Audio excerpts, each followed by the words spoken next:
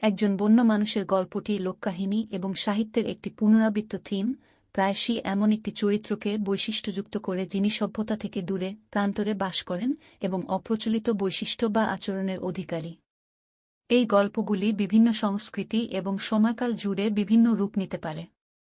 একটি সুপরিচিত উদাহরণ হল টারজানের কিংবদন্তি, লেখক এডগার রাইস বুরোজ দ্বারা নির্মিত। টারজানের গল্পে জন ক্লেটন নামে একটি ছোট ছেলেকে আফ্রিকার জঙ্গলে বানর দ্বারা লালনপালন করা হয় এবং তার বাবা মাকে সেখানে মেরে ফেলা হয়। সে জঙ্গলের একজন বন্য মানুষ হয়ে ওঠে, বেঁচে থাকতে শেখে, প্রাণীদের সাথে যোগাযোগ করে এবং অবশেষে তার মানব ঐতিহ্য আবিষ্কার করে।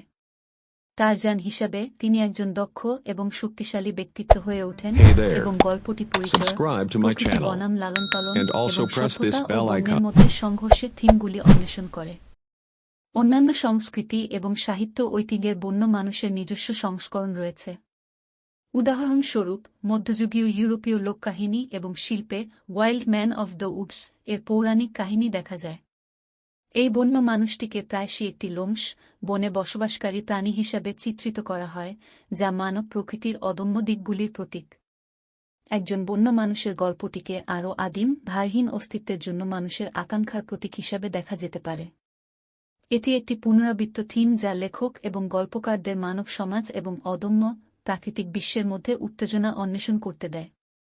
যদিও এই গল্পগুলির বিশেষত্ব ব্যাপকভাবে পরিবর্তিত হতে পারে, তারা প্রায়শই এই ধারণার উপর কেন্দ্রীভূত হয় যে বন্য মানুষটি প্রচলিত মানব সমাজের একটি কাউন্টার পয়েন্টকে প্রতিনিধিত্ব করে, পাঠকদের এমন একটি জগতের একটি আভাস দেয় যেখানে সভ্যতার নিয়ম এবং সীমাবদ্ধতাগুলি আরও বেশি কিছুর পক্ষে রেখে দেওয়া হয়।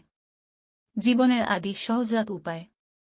এই থিমটি সাহিত্য, চলচ্চিত্র এবং অন্যান্য ধরনের গল্প বলার জন্য অনুপ্রেরণার একটি সমৃদ্ধ উৎস হয়েছে, প্রকৃতির সাথে মানুষের সংযোগ এবং একটি সরল, বন্য অস্তিত্বের লোভ দেখায়। Hey there. Subscribe to my channel. And also press this bell icon.